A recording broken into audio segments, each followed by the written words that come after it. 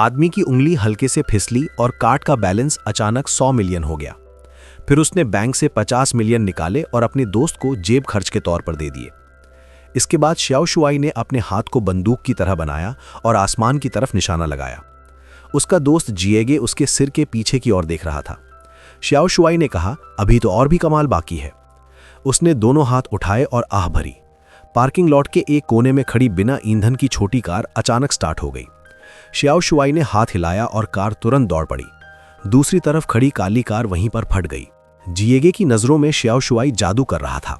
वो parking lot की किसी भी कार को अपनी मर्जी से कंट्रोल कर सकता था। इस अजीब हरकत को देखकर जिएगे हैरान रह गया। उसने सोचा, ये सब वो कैसे कर रहा है। श्याओ शुआई ने शांति से अपनी टी शर्ट उतारी और एक मैकेनिकल हाथ दिखाया। वो अब इंसान नहीं रहा था।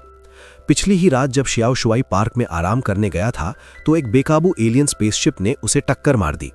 उसे बचाने के लिए एलियन ने उसे सुपर पावर वाले रोबोट में बदल दिया। ये सब जानकर जिएगे बहुत ज़्यादा उत्साहित हो गया।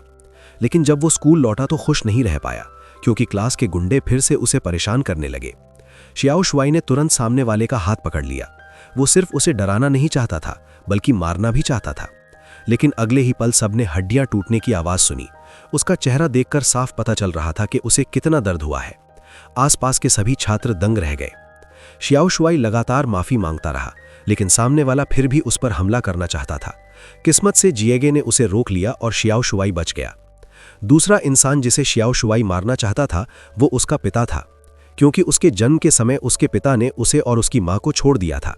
माँ और बेटा बहुत मुश्किलों में जिंदगी गुजार रहे थे, जबकि उसके पिता का नया परिवार बहुत खुशहाल था। लेकिन जब वो सच में लड़ने के लिए तैयार हुआ तो वो ऐसा करने की हिम्मत नहीं जुटा पाया। लौटते समय वो और ज़्यादा परेशान हो गया। तभी पड़ोसी के घर से जोर जोर से हंसने की आवाज़ आई। श्याओ शुआई तुरंत अंदर घुस गया। बिना कुछ कहे उसने वहां मौजूद 3 खुश लोगों को मार डाला। अगले दिन ये खबर फैल गई। जिएगे ने उससे पूछा, क्या तुमने उन्हें मारा? श्याओ शुआई ने खून से सने सच के साथ सब मान लिया। अब वो खुद को भगवान समझने लगा था। उसके लिए कुछ जिंदगियां कोई मायने नहीं रखती थीं। इसके बाद उसने 50 मिलियन युआन निकालकर जिएगे को जमा राशि के तौर पर देने की कोशिश की, लेकिन जिएगे ने न सिर्फ पैसे लेने से इनकार कर दिया, बल्कि दोस्ती भी तोड़ ली।